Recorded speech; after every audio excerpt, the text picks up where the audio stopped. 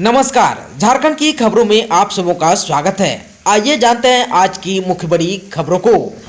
झारखंड में युवाओं के लिए बड़ा मौका, 200 घंटे के प्रशिक्षण के बाद 3 महीने की दी जाएगी ऑन जॉब ट्रेनिंग।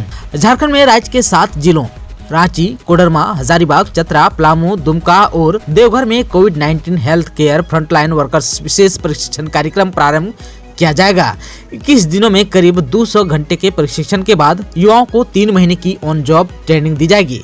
मुख्यमंत्री हेमंत सोरेन ने सोमवार को श्रम नियोजन एवं प्रशिक्षण विभाग के इस प्रस्ताव को स्वीकृति दे दी है। महंगाई पर केंद्र सरकार के खिलाफ कांग्रेस का मोर्चा, पेट्रोल पंप पर चला हस्ताक्षर अभियान। पेट्रोलियम पदार्थों की कीमतों में बढ़ोतरी और देश में बढ़ती महंगाई के खिलाफ कांग्रेस की ओर से राष्ट्रव्यापी कार्यक्रम का आयोजन किया गया। इसी के तहत झारखंड के सभी जिला प्रखंड स्तर पर सभी पेट्रोल पंप पर हस्ताक्षर अभियान चलाया गया। झारखंड में कोरोना संक्रमण के पिछले 24 घंटे में मिले 64 पॉजिटिव मरीज, 53 लोगों ने कोरोना को दी मात। बोकारो में 2 संक्रमितों की हुई है मौत। पिछले 24 घंटे में 64 नए कोरोना पॉजिटिव मरीजों की पहचान की गई, जिसमें से सबसे अधिक गोड्डा से 22 मरीज मिले हैं। वहीं राज्य भर में 53 लोगों ने कोरोना को मात भी दी। इधर बोकारो में 2 संक्रमितों की मौत हो गई। अब तक झारखंड में 3,46,681 संक्रमित मरीजों की पहचान की जा चुकी है। 24 घंटे के भीतर कहां से कितने मरीज मिले, आइए जानते हैं। बोकारो से 10, देवघर से 1, धनबाद से 2, दुमका से 1 और पूर्वी सिंहभूम से 3 संक्रमित मिले हैं। वहीं गोड्डा से 22, हजारीबाग में 3, कोडरमा में 2, लातेहार में 1, रामगढ़ में 7 और रांची से 6 संक्रमित पाए गए। वहीं साहिबगंज में 3, सिमडेगा में 2 और पश्चिमी सिंहभूम से 1 नए संक्रमित मिले हैं। जल्द घोषित होंगे झारखंड बोर्ड मैट्रिक और इंटर के नतीजे, टेबुलेशन का काम पूरा। झारखंड बोर्ड 10वीं और 12वीं रिजल्ट 2021 की घोषणा का इंतजार कर रहे लाखों छात्र छात्राओं को जल्द ही खुशखबरी मिल सकती है। झारखंड एकेडमिक काउंसिल द्वारा महामारी के चलते रद्द की गई मैट्रिक और इंटर कक्षाओं की बोर्ड परीक्षाओं के लिए घोषित वैकल्पिक मूल्यांकन पद्धति के अंतर्गत राज्य के सभी संबद्ध स्कूलों द्वारा कक्षा 10 और कक्षा 12 के रिजल्ट तैयार करने के लिए टेबुलेशन का कार्य पूरा कर लिया गया है। आप सबों को बता दूं कि 10 और 12 का रिजल्ट 1 या 2 दिनों में घोषित कर दिया जाएगा। सभी छात्र छात्राओं को ध्यान देना चाहिए कि परिणामों की घोषणा JSC के ऑफिशियल वेबसाइट jac.jharkhand.gov.in पर जारी की जाएगी, इसलिए आप सभी समय समय पर इस वेबसाइट पर विजिट करते रहें। सीएम हेमंत सोरेन ने दी मंजूरी, अल्पसंख्यक स्कूलों के कर्मियों के लिए लागू होगी अंशदायी पेंशन योजना।